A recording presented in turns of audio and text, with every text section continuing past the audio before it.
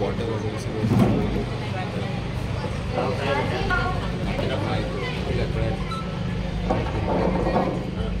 नाव सांगा ती. माझे नाव वसुंधरा संदीप पडणवार.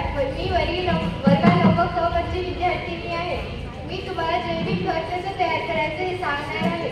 येणाऱ्या काळात जमिनीची सुपीकता घटत चाललेली आहे आणि दिवसेंदिवस जमिनीचं पीक कमी होत चाललेलं आहे रासायनिक खतामुळे.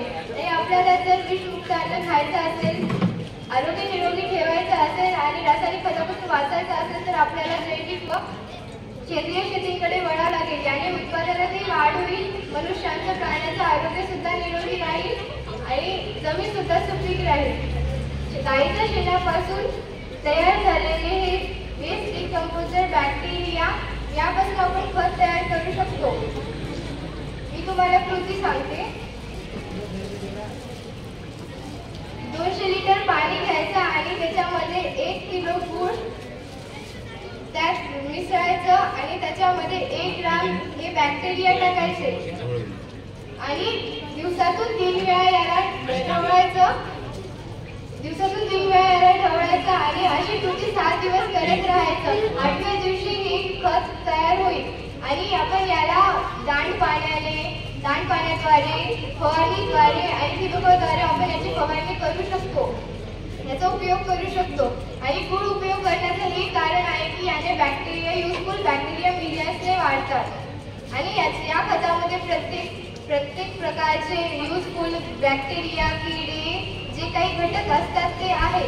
आणि 50 रुपयाच्या बॅक्टेरियामुळे आपण हे खत तयार करू शकतो. आणि एका एकरसाठी 200 लिटर हे पुरेसे आहे. आणि याला आपण आपले फुलांचे झाडं असतात, फळबाग आणि प्रत्येक झाडाला आपण हे खत उपयोग करू शकतो या खताचा. आणि माझा हा प्रोजेक्ट करण्याचा एवढाच उद्देश आहे की प्रत्येक माणूस निरोगी असला पाहिजे.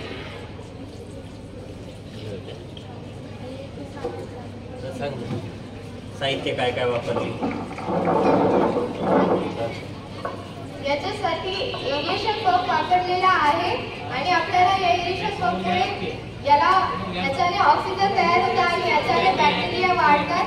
आणि हे एरिएशन पंप 4-5 हजाराचा आहे तर हे गरिबांना घेणं होत नाही. म्हणून टेक्निकली हे फुलाच्या मोटर घेऊन हे मशीन तयार केलेली आहे आणि 150-200 रुपयात मोटर तयार होऊ शकते.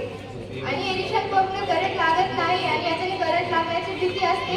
पण आपण जर प्लास्टिकच्या टाक्या वापरल्या तर त्याच्याने करंट लागू शकत नाही.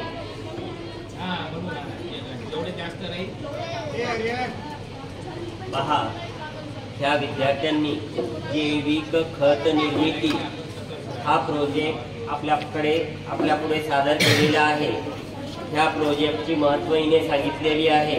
ह्या प्रोजेक्टचं वैशिष्ट्य असं आहे की ह्या ठिकाणी एरिएशन पंप मिळतो 5 ते 6 हजाराचा आणि सर्वसाधारण शेतकऱ्यांना हा घेता येत नाही.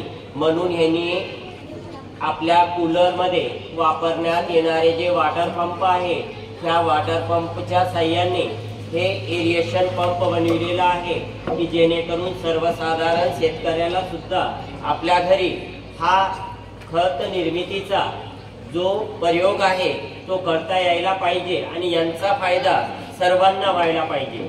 का तर आपण पाहतो आपल्या दैनंदिन जीवनामध्ये भेडसावणारे अनेक असे आजार आहे जे आपल्याला रासायनिक खतामुळे होत आहे. आता ह्यापासून जर आपल्याला निवारण करायचं असेल तर सर्वांचं एकच ध्येय असायला पाहिजे की जैविक शेतीचा वापर करा आणि आपलं आरोग्य सुदृढ ठेवा. त्यासाठी वसुंधरासाठी पुन्हा एकदा फ्री क्लॅपच्या जोरदार टाळ्या होऊ द्या.